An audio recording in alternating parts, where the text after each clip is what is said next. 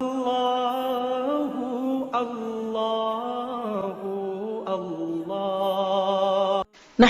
ونصلي على رسوله الكريم اما بعد فاعوذ بالله من الشيطان الرجيم بسم الله الرحمن الرحيم رب اشرح لي صدري ويسر لي امري واحلل عقدة من لساني يفقهوا قولي.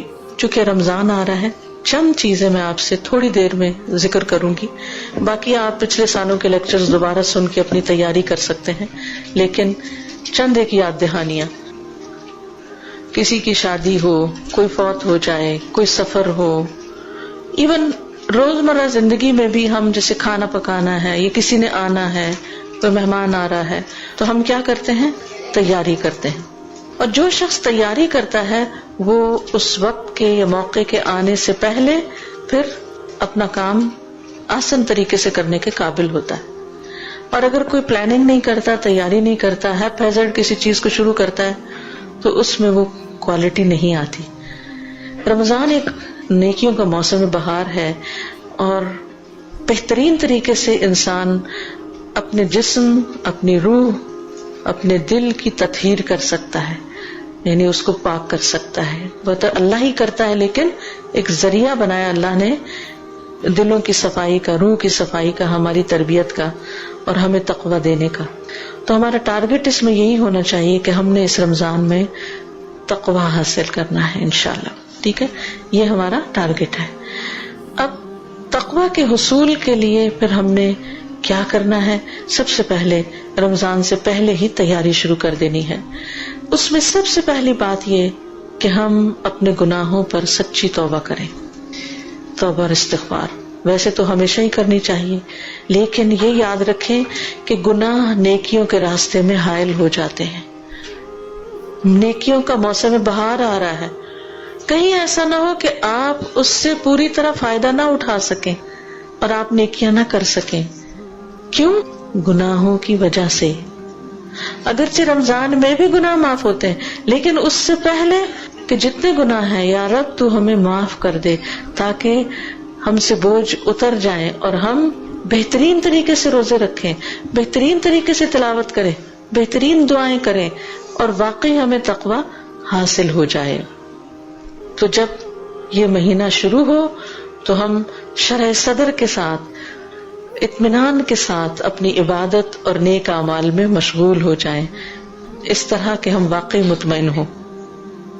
تو گناہوں کے بوجھ کے ساتھ رمضان میں داخل نہ ہو، توبہ کے ساتھ داخل ہوں، تاکہ رمضان شروع ہوتے ہی دوڑ لگ جائے.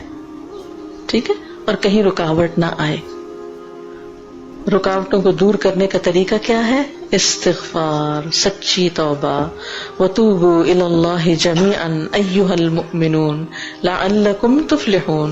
تم سب اللہ کے حضور توبہ کر لو اے ایمان والو، تاکہ تم کامیاب ہو سکو. رسول اللہ صلی اللہ علیہ وسلم نے فرمایا، لوگو اللہ سے توبہ کرو، کیونکہ میں دن میں 100 مرتبہ اس سے توبہ کرتا ہوں، دن میں 100 بار. ٹھیک ہے. پھر اسی طرح دعا کرنا. دوسری چیز کیا ہے؟ دعائیں کرنا. خاص دعا کیا ہوگی رمضان کے آنے سے پہلے کہ یا اللہ ہمیں ہر طرح کی بیماری، تکلیف، پریشانی، مصروفیت سے محفوظ رکھنا، تاکہ ہم رمضان کی عبادت صحیح طور پہ کر سکیں. کوئی رکاوٹ نہ بیچ میں آ جائے، کوئی اچانک حادثہ، کوئی پریشانی، کوئی ایسی چیز بیچ میں نہ ہو کہ جو ہماری عبادت میں رکاوٹ بنے. کیونکہ بعض اوقات آپ دیکھیے کہ آپ کی بڑی تیاری ہوتی ہے کام کرنے کی، اچانک آپ خود بیمار ہو جاتے ہیں یا گھر والوں میں سے کوئی بیمار ہو جاتا ہے، تو پھر کیا ہوتا ہے؟ جو کچھ آپ نے پلان کیا ہوتا ہے وہ سب طریقہ طرح رہ جاتا ہے. تو اللہ تعالیٰ سے عافیت کی دعا مانگتے رہیں، اور پھر یہ دعا کریں کہ اللہ ہمیں خیر و سلامتی کے ساتھ رمضان تک پہنچا دے، خیر کے ساتھ رمضان تک پہنچا دے. اسلاف سے یوں روایت آتی ہے کہ وہ 6 ماہ یہ دعا کرتے تھے، اے اللہ ہمیں رمضان تک پہنچا دے، اللہ ہمیں رمضان دیکھنا نصیب کر. اور پھر رمضان کی عبادتیں کرتے اور رمضان کے بعد اگلے 5 مہینے یہ دعا کرتے، اللہ ہمارے روزے قبول کر لیں، ہماری رمضان کی عبادتیں قبول کر لیں. تو رمضان کے آنے تک بھی دعائیں کریں کہ رمضان ملے ہمیں، کتنے ہی لوگ ایسے ہیں جو پچھلے رمضان میں تھے اور آج دنیا میں نہیں ہے. ہر ایک کسی نہ کسی کو ضرور جانتا ہوگا جس کی اس سال میں ڈیتھ ہوئی. آپ کے عزیز قریب ترین پیارے. ہمیں نہیں معلوم ہم دنیا سے کب چلے جائیں. تو اللہ تعالیٰ سے دعا کرنی چاہیے کہ اللہ تعالیٰ ہمیں اپنی اطاعت کے کاموں، اپنی عبادت کے لیے ہماری مدد فرمائے اور ہمیں اس کے لیے قبول کر لے. تیسری چیز، اس مہینے کا خوشی سے استقبال کرنا، اس کے بارے میں سوچ کر خوش ہونا. کیونکہ رمضان گرمیوں میں آ رہا ہے، جون میں آ رہا ہے، عین گرمی کی شدت کا مہینہ. تو اس لیے کچھ لوگ اس کے آنے کی خبر سے پریشان بھی ہوتے ہیں دل میں. بڑی گرمی ہوگی، بڑی پیاس لگے گی، کاموں کا کیا ہوگا، ایسا کیسے ہوگا، ویسا کیسے ہوگا. لیکن آپ نے ہر سال دیکھا ہوگا سب کچھ ہو جاتا ہے. تو آگے کا خوف نہیں کریں، پیچھے کے تجربے سے مطمئن ہو جائیں کہ الحمدللہ اللہ نے سب کرا دیا تھا. لاسٹ ایئر بھی کرا دیا تھا، اس سال بھی اللہ کے فضل سے ہو جائے گا. تو اس لیے خوشی سے رمضان کا استقبال کریں اور اس کا بھی اجر ہوگا انشاءاللہ تعالی. کیونکہ جب انسان خوش ہو کر کسی کام کو کرتا ہے تو وہ آسان بھی ہو جاتا ہے اور اس کے ساتھ ساتھ اس کی کوالٹی بہت اچھی ہوتی. اور جب کوالٹی اچھی ہوگی تو پھر اجر بھی زیادہ ہوگا. اور آپ کو معلوم ہے کہ رمضان جو ہے اس میں جنت کے دروازے کھول دیے جاتے ہیں، جہنم کے دروازے بند کر دیے جاتے ہیں، ہر طرح کی خیر و برکت نازل ہوتی ہے. تو اللہ سبحانہ وتعالیٰ نے اس مہینے میں قرآن مجید ہمارے لیے نازل کیا، جس کے بارے میں اللہ تعالیٰ فرماتے ہیں قُلْ بِفَضْلِ اللَّهِ وَبِرَحْمَتِهِ فَبِذَلِكَ فَلْيَفْرَحُوا هُوَ خَيْرٌ مِّمَّا يَجْمَعُونَ.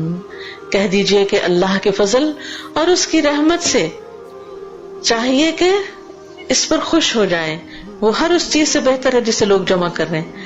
تو الحمدللہ آپ سب اس چیز سے واقف ہیں اور تجربہ کر چکے ہیں کہ سب سے زیادہ ہمارا تعلق قرآن مجید کے ساتھ رمضان میں ہی ہوتا ہے. تو اس پر بھی ہمیں خوش ہونا چاہیے کہ جس چیز پر اللہ نے خوش ہونے کے لیے کہا وہ موقع آ رہا ہے خوش ہونے کا اور اللہ تعالیٰ کو خوش کرنے کا، کہ قرآن پڑھنے کا، سننے کا، غور و فکر کا، یاد کرنے کا، تلاوت کرنے کا اور زیادہ ہمیں موقع ملے گا.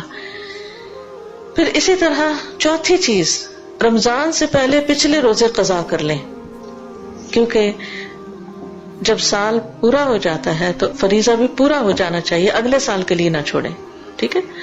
ابو سلمہ کہتے ہیں کہ میں نے عائشہ رضی اللہ تعالی عنہا کو فرماتے ہوئے سنا کہ میرے اوپر رمضان کا روزہ لازم ہوتا، شعبان سے پہلے اس کی قضا کی توفیق نہ ہوتی. یحییٰ نے کہا کہ یہ نبی صلی اللہ علیہ وسلم کی خدمت میں مشغول رہنے کی وجہ سے تھا کہ ان کے قضا روزے پورے نہیں ہوتے تھے، لیکن وہ میک شور کرتی کہ اگلا رمضان شروع ہونے سے پہلے وہ اپنے چھوٹے ہوئے روزے مکمل کر لیں. ٹھیک ہے. تو شعبان میں پچھلے جو بھی مینسز وغیرہ کی وجہ سے، بچوں کی پیدائش کی وجہ سے روزے چھوٹے ہوں وہ اپنے پورے کر لیں. کیونکہ شعبان میں ویسے بھی نبی صلی اللہ علیہ وسلم اس میں کثرت سے روزے رکھا کرتے تھے، تو اس میں اگر قضا روزے رکھ لیے جائیں یا نفلی روزے رکھ لیے جائیں تو بہت ہی اچھا ہے. تو حضرت عائشہ رضی اللہ تعالی عنہا کی شعبان میں روزے رکھنے کی حرص سے یا توجہ سے یہ بات پتہ چلتی ہے کہ دوسرے رمضان کے آنے سے پہلے اپنا قرضہ چکا دینا چاہیے. جیسے حج پہ جاتے ہوئے ہم اپنے قرضے چکاتے ہیں نا، تو اسی طرح رمضان آنے سے پہلے بھی اپنا قرضہ چکا دینا چاہیے. پانچویں چیز، رمضان کے بارے میں علم حاصل کریں، خوب جانیں، روزوں کے احکام کا پتہ چلائیں، رمضان کی فضیلت کا پتہ چلائیں.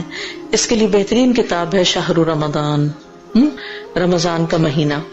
وہ کتاب آپ میں سے ہر ایک کے گھر میں ہونی چاہیے، ہر شخص کے پاس اپنا پرسنل نسخہ ہونا چاہیے، اور اس میں پورے رمضان سے متعلق جو چیزیں ضروری ہیں ان کو جمع کر لیا گیا ہے. ان کو چاہے آپ نے پچھلے سال پڑھا ہو، اس سال پھر دوبارہ پڑھیں. کیوں دوبارہ؟ تاکہ ساری چیزیں تازہ ہو جائیں اور کوئی چیز رہ نہ جائے. جیسے ایک طالب علم امتحان دیتا ہے نا، تو وہ کیا کرتا ہے، آخر یعنی ساری رات بھی پڑھتا ہے، سارا سال بھی پڑھتا ہے، لیکن آخر میں پھر ایک دفعہ اندر جانے سے پہلے، انٹر ہونے سے پہلے ایگزامینیشن ہال میں دوبارہ موٹی موٹی باتیں پھر دوبارہ دیکھ لیتا ہے تاکہ کوئی چیز بھولے نہ. تو ہم بھی کچھ بھولے نہ اور ہر چیز اچھے طریقے سے کر سکے، اس کے لیے ہمیں اس کو پڑھ لینا چاہیے.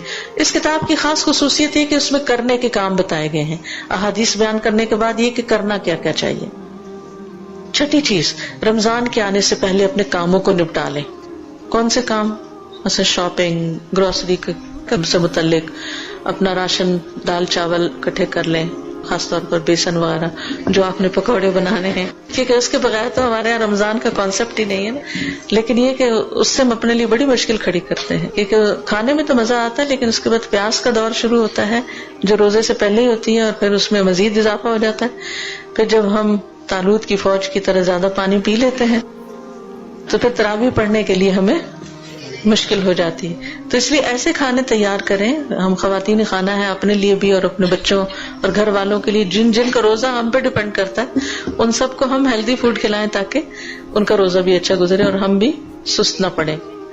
تو یعنی ہر طرح کی تیاری، عید کے کپڑے بنا لیں، صفائی وغیرہ کر لیں، اور جو کام آپ کو رکاوٹ ڈالتے ہیں مختلف عبادتوں میں ان کو پہلے سے ہی نپٹا لیں. ساتویں چیز، گھر والوں کو، دوستوں کو، اپنے آس پاس کے لوگوں کو رمضان کے احکام بتائیں. یعنی اگر آپ قرآن پڑھی ہوئی ہیں، خاص طور پر درس دینا جانتی ہیں، تو اپنے قریبی حلقوں میں کچھ نہ کچھ اس کی تعلیم دیں. یعنی اپنے گھر میں خاص طور پر اپنے بچوں کو لے کر کیا کریں، وہ کتاب ان کے ساتھ بھی بیٹھ کے پڑھیں، ان کو احکام بتائیں. اور باقی لوگوں کو آپ کتابیں دے سکتے ہیں، جیسے یہاں پر اجازت نہیں ہے اور گھر میں درس کرنے کی، تو ایسا کام نہ کریں جو لا آف لینڈ کے خلاف ہو.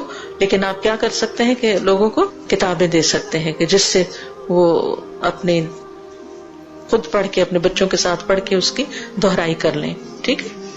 پھر اسی طرح رمضان اور رمضان سے متعلقہ اور جتنی بھی کتابیں ہوں، یعنی یہ شہر رمضان کے علاوہ دعاؤں کی کتابیں جیسے قرآنی اور مسنون دعائیں ہیں، یا کنستین ہے، دعا کیجئے کتاب ہے، اور اسی طرح صدقہ خیرات سے متعلق، بہت سے لوگ زکوٰۃ نکالتے ہیں تو زکوٰۃ سے متعلق، یا باقی جو بھی چیزیں ہیں آپ کے کرنے کی، ان سے متعلق کتابیں خاص طور پر خرید کر خود بھی پڑھیں، دوستوں کو بھی دیں، اور مسجدوں کے مثلاً امام یا ایسے لوگ جو کمیونٹی میں کام کرتے ہیں ان کو بھی بطور تحفہ دیں، تاکہ وہ لوگ پڑھ کر پھر آگے لوگوں کو بتا سکیں.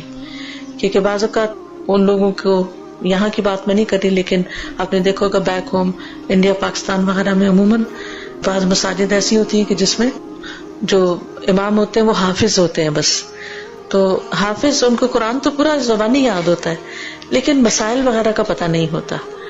پھر لوگ رمضان کے مہینے میں آ کے طرح طرح کے مسئلے پوچھتے ہیں، تو پھر اس سے کیا ہوتا ہے کہ وہ بتا نہیں پاتے، یا بعض اوقات یعنی کہ درست رہنمائی نہیں ہو سکتی. تو ایسی جگہوں پر کتابیں پہنچانے کا اہتمام کریں. یہ صدقہ جاریہ کی بہترین قسم ہوگی. جو بھی پڑھے گا یا آپ کی کتاب سے سنے گا، وہ جو عمل کرے گا وہ سارا ثواب آپ کو بھی ملے گا. اس کے علاوہ بھی راشن وغیرہ کی تقسیم کریں. یعنی غریبوں میں کھانا وغیرہ، اگر یا تو رمضان میں روزانہ افطاری بھیجنے کا اگر آپ اہتمام کر سکتی ہیں تو ٹھیک، اگر نہیں تو سوکھا راشن جو ہے وہ آپ غریبوں میں بانٹیں. اور اگر آپ کے نزدیک کوئی غریب نہیں رہتا تو جو لوگ یہ کام کر رہے ہیں ان کو آپ اپنے حصے کا یعنی کہ کنٹریبیوشن دے سکتے ہیں کہ وہ لوگ آگے غریبوں میں راشن دیں. کیونکہ یہ شہر المواسات ہے، ہمدردی کا مہینہ ہے، تو اس میں انسان کو صدقہ خیرات بھی خوب کرنا چاہیے. لیکن بعض اوقات ہم رمضان کا انتظار کرتے رہتے ہیں کہ رمضان شروع ہوگا تو صدقہ کریں گے. اب ہوتا کیا ہے کہ جو بیچارے غریب لوگ ہوتے ہیں وہ بعض اوقات آدھا رمضان گزر جاتا ہے اور ان تک چیز نہیں پہنچتی. تو اگر آپ ان کو کپڑا دینا چاہتے ہیں یا راشن دینا چاہتے ہیں یا کچھ بھی کرنا چاہتے ہیں تو ایسے کام بھی شعبان میں ہی نمٹانے کی کوشش کریں. وہ کھائیں گے جب رمضان میں تو ثواب مل جائے گا نا، یا پہنیں گے رمضان میں تو ثواب مل جائے گا آپ کو. ٹھیک ہے. پھر اسی طرح شعبان کے مہینے میں اگر ہو سکے تو نفلی روزے وغیرہ رکھیں. حضرت عائشہ کہتی ہیں کہ رسول اللہ صلی اللہ علیہ وسلم نفل روزہ رکھنے لگتے تو ہمیں لگتا کہ اب آپ روزہ چھوڑیں گے نہیں، اور جب چھوڑ دیتے تو ہم سمجھتے کہ اب آپ رکھیں گے نہیں. اور میں نے رمضان کے علاوہ رسول اللہ صلی اللہ علیہ وسلم کو کبھی پورے مہینے کے نفلی روزے رکھتے نہیں دیکھا جتنے روزے آپ شعبان میں رکھتے تھے. یعنی شعبان سے زیادہ کسی اور مہینے میں آپ نے کبھی اتنے روزے نہیں رکھے. اسامہ بن زید کہتے ہیں میں نے عرض کیا، اے اللہ کے رسول صلی اللہ علیہ وسلم، میں نے آپ کو کسی مہینے میں اتنے روزے رکھتے نہیں دیکھا جتنے آپ شعبان میں رکھتے ہیں. آپ نے فرمایا یہ وہ مہینہ ہے کہ لوگ اس سے غفلت کر جاتے ہیں، یہ رجب اور رمضان کے درمیان ہے، اور یہ وہ مہینہ ہے کہ اس میں رب العالمین کے ہاں انسانوں کے اعمال پیش کیے جاتے ہیں، یعنی ہمارے اعمال اللہ تعالیٰ کے سامنے پیش کیے جاتے ہیں. اور میں چاہتا ہوں کہ جب میرا عمل پیش ہو تو میں روزے سے ہوں. تو اس سے شعبان کے روزوں کی حکمت پتہ چلتی ہے کہ اس مہینے میں روزے رکھنے کی حکمت کیا ہے کہ اعمال کی پیشی ہوتی ہے. اور بعض علماء یہ کہتے ہیں کہ رمضان کے روزے فرض ہیں تو شعبان میں آپ سنت روزے رکھتے ہیں، نفل روزے رکھتے ہیں، جیسے ہی ہے جیسے فرض نماز پڑھنے سے پہلے آپ کیا پڑھ رہے ہوتے ہیں، سنتیں پڑھ رہے ہوتے ہیں. ٹھیک ہے. اور 10ویں چیز ہے قرآن کی تلاوت. شعبان میں کیا کرنا ہے؟ قرآن کی تلاوت عام مہینوں سے زیادہ. میک شور کہ اگر جتنی آپ روزانہ روٹین میں کرتے ہیں اس کو بڑھا لیجئے لازمی طور پر. سلمہ بن کہیل کہتے ہیں کہ شعبان کے مہینے کو قراءت کا مہینہ کہا جاتا ہے. یہ کیا ہے؟ شہر القراءہ، قراءت کا مہینہ، اس میں قرآن زیادہ پڑھا جائے. عمرو بن بقیس کے بارے میں آتا ہے کہ جب شعبان کا مہینہ شروع ہوتا تو اپنی دکان بند کر دیتے اور قرآن کی تلاوت کے لیے فارغ ہو جاتے. تو بہت سے لوگ شعبان کی فضیلت سے غافل رہتے ہیں.